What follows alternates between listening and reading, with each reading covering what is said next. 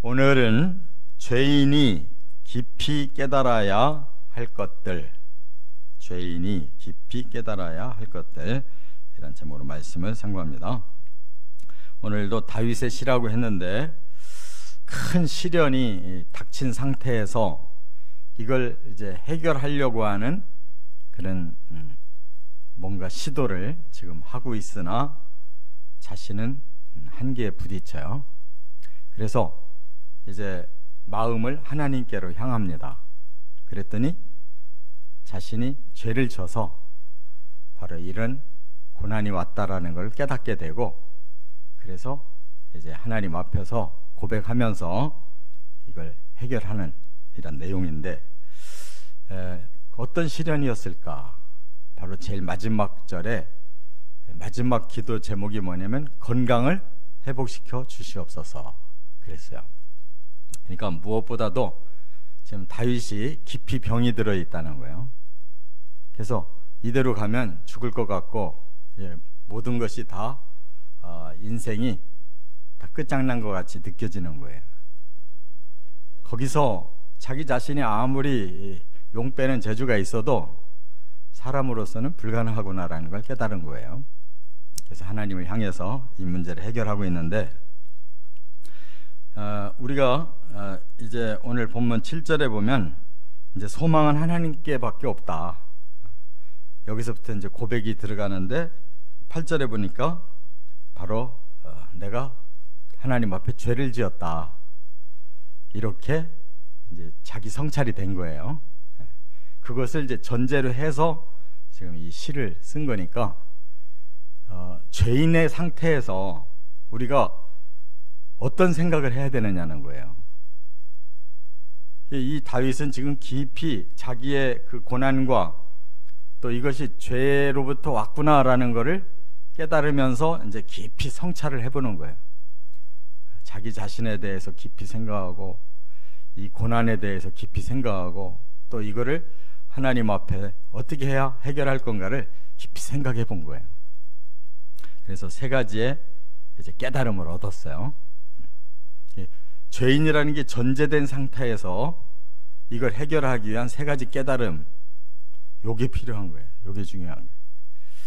자, 첫째, 1절부터 6절까지는 인생의 한계를 깨달아야 한다 하는 겁니다. 다윗이 인생의 한계를 이제 깨달아 가는데, 더 이상은 죄 지으면 안 되겠구나 라고 이제 깨닫고 뭐를 노력했냐면 1절에 행동을 조심했다고 그랬어요. 그러니까 사람이 이제 막 자기 원하는 대로 마구 살다 보면 죄짓게 되고, 죄짓고 나서 어느 날부터 뭔가 자기에게 문제가 닥치는 거예요. 제일 먼저 병 걸리면 사람은 제일 그걸 먼저 느끼거든요. 뭐 왕성하게 살 때는 뭐든지 다 자기가 잘하는 것 같고 잘 되는 것 같은데, 어느 날부터 뭔가 브레이크가 걸려요. 병부터 브레이크가 걸려요. 사업이 걸리고, 가정이 이상하게 자꾸 막 파괴되는 게 느껴지고, 대인관계가 안 되고, 뭔가가 자꾸 자기의 삶이 무너지는 거를 이제 깨달기 시작할 때 생각해 보는 거죠. 그래서 다윗은 이게 죄 문제구나 하는 걸 깨달았단 말이에요. 그래서 1차 시도한 것이 뭐냐? 내가 더 이상 죄 지면 안 되겠다. 이게 되게 사람 간에 죄 짓잖아요. 그래서 이제 내가 행동 거지를 조심해야 되겠다. 악한 자 앞에서 입조심을 특별히 해야 되겠다. 그러다가 같이 연루돼 가지고 또 죄 지면 안 된다. 그러니까 굉장히 자기를 근신시키려고 이제 노력을 한 거예요. 그런데 2절에 보니까 그것에 한계가 왔어요. 그래서 아예 그냥 입을 닫고 사람들과 관계도 안 하고 그냥 자기만 스스로 조심하며 살면 될 줄로 알았는데 한계가 온 거예요. 2절에 보니까 뭐라고 그랬어요? 하고 싶은 말도 있는데 그걸 참고 있으려니까, 뭔가 잘못된 사람들 보면 내가 한마디 해주고 싶은 거거든요. 그냥 나만 죄인입니다라고 침묵하기에는 사람은 역부족이에요. 남의 죄가 보이거든요. 그러면 또 한마디 또 거들고 싶은 거예요. 그렇게 아직 사람은 자아를 못 비워요. 자기 죄를 해결하기도 바쁜 사람인데 남 문제까지 다 또 거들어 보려고 한단 말이에요. 그래가지고 그런 것까지 참아야 된다라고 자기를 누르다 보니까 3절에서 어떤 현상이 일어나는 내 속에서 막 뜨거운 게 올라온다는 거예요. 그게 뭐예요? 한계가 왔다는 거예요. 한계가. 나 더 이상 못 참겠네. 나 이렇게 나를 스스로 이렇게 쪼이고 또 다른 사람에 대한 거 일체 신경 끄고 그냥 나만 이제 잘 하나님 앞에 바르게 살면 되겠지 했는데 아니라는 거예요. 이게 사람의 한계야. 그리고 또 한 가지, 자기가 이렇게 계속 몸이 아프고 이렇게 망가지다가 이거 도대체 어떻게 될 건가 하고 조금 앞을 내다본 거예요. 그랬더니 난 이제 얼마 못 사는구나. 자기의 죽음이 딱 보인 거예요. 그래서 4절에 그러죠. 나의 종말과 연한은 언제까지냐? 라고 스스로 물어보고 5절에 답이 와요. 한 뼘 길이만큼 남았다. 그러니까 사람은 그때까지도 계속 자기가 살아서 뭔가를 하고 있어야지 뭔가 사는 것 같지, 근신하고 조심하고 나만 잘하자, 남 상관하지 말자, 이것도 열불나서 못 살겠고, 그런데 내가 도대체 얼마나 더 살 수가 있을까 하고 보니까 한 뼘 길이밖에 안 남았는데도 그런 생각을 하고 산다는 사람이, 그 얼마나 사람이 교만하고 잘못됐냐 말이에요. 그런 존재를 깨달은 거예요. 그래서 사람은 참 할 수 없구나, 이렇게 한계를 깨달았다, 그 뜻이에요.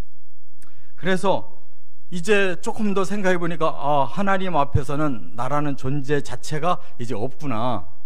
하나님도 나를 이제 내버리셨구나. 그리고 6절에 보니까 나의 삶은 그림자였구나. 아무것도 남는 게 없는 거예요. 죽음 앞에 남는 게 어디 있어요? 예? 명예가 남아요? 돈이 남아요? 뭐가 남아요? 다 내게로부터 떠나는 거예요. 죽음 앞에서는. 다 그게 허상이에요. 있었던 게 다 허상이에요. 그림자였구나. 예? 그리고 나는 헛된 일로 소란하게 살았구나. 어쩌고 저쩌고 하며 사는 것이 죽음 앞에서는 다 무의미한 거예요. 그게 다 헛된 일이었는데 혼자서 소란을 피우고 뭐가 돼보겠다고 뭘 어떻게 하겠다고 야단친 거지, 그게 뭐가 남냐고. 그래서 마지막 그래도 눈에 보이는 게 재물이 보인 거예요. 그랬더니 뭐라고 그랬어요? 재물을 쌓았으나 누가 거둘지도 모르겠다. 어떻든 이 재물이 내 거 아니구나, 없어지는구나, 어떤 놈이 가져갈지 나는 그것도 모르겠구나. 그 뭐가 남냐고. 이렇게 병으로 이렇게 또 자기 자신의 그 삶의 옥죄임으로 뭔가가 이제 자아를 비우려고 이렇게 노력을 하고 있으나 사람은 그거를 끝까지 내려놓지 못하고 또 자기를 보니까 자신의 날도 얼마 안 남았고, 그래서 인생을 돌아보면 허무만 남는 거예요. 그렇잖아요. 다 죽을 때가 가까웠는데도 정신 못 차리고 살잖아요. 네? 내일 죽을 사람이 오늘 큰 소리 치고 살잖아요. 이렇게 무덤에 들어가는 사람을 보면 사람이 저렇구나, 나도 언젠가 저 날이 있을 텐데, 잠깐만 심각하지 또 조금 지나가면 또 자기가 살아서 뭘 어떻게 저렇게, 이걸 깨달아야 되는 거예요. 죄인이 제일 먼저 나는 허무한 존재구나, 아무것도 아닌데 쓸데없이 소란하게 살았구나, 이걸 깨닫고 살아야 된다는 거예요. 두 번째, 7절부터 11절. 그 다음에 이제 고난이 도대체 이게 어떻게 이게 나한테 이렇게 닥쳤는지 깊이 하나님 앞에 기도해 보는 거예요. 그랬더니 고난이 주의 징벌임을 깨달아야 한다는 거예요. 그러니까 결국 인간의 모든 고난은 죄 때문에 오는 거예요. 죄가 없으면 고난이라는 게 없어요. 이건 징벌이에요, 징벌. 죄진 벌로서 우리에게 이런 병도 오고 어려운 일이 오는 것이다. 그래서 여기 7절에 그걸 깨달았다는 거예요. 이제 나의 남은 날도 얼마 없고 나라는 전제 믿을 수가 없고 이제 하나님께만 소망을 둬보자 하고 기도하기 시작했더니 8절에 당장 내가 죄인이라는 것을 깨달았어요. 그러니까 여기서부터 이제 문제를 풀기 시작하는 거예요. 나를 모든 죄에서 건지시며 또 우매한 자에게서 욕을 당하지 아니하게 하소서. 내가 정상이 되려면 하나님의 도우심이 있어야 되겠구나, 나로서는 불가능하구나 하고 이제 더 깊이 들여다보니까 내가 하나님 앞에 죄를 져서 벌 받는구나, 이걸 알았다는 거예요. 그래서 9절에 보니까 잠잠하고 입을 열지 않았다. 하나님 앞에서도 이제 할 말이 없는 거지. 이제 하나님 앞에 겸손해지기 시작하는 거예요. 9절에는 주의 징벌이기 때문에 이제 하나님 풀어주십시오. 앞에 8절에도 기도하더니 10절에도 똑같이 기도해요. 주의 징벌을 나에게서 옮기소서. 주의 손이 치심으로 내가 쇠망하였나이다.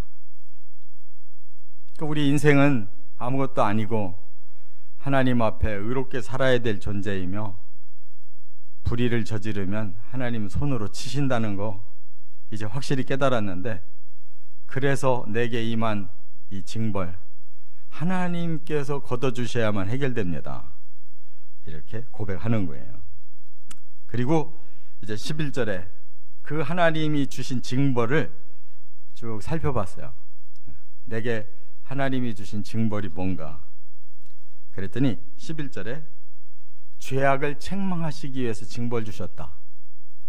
이걸 깨닫는 거예요.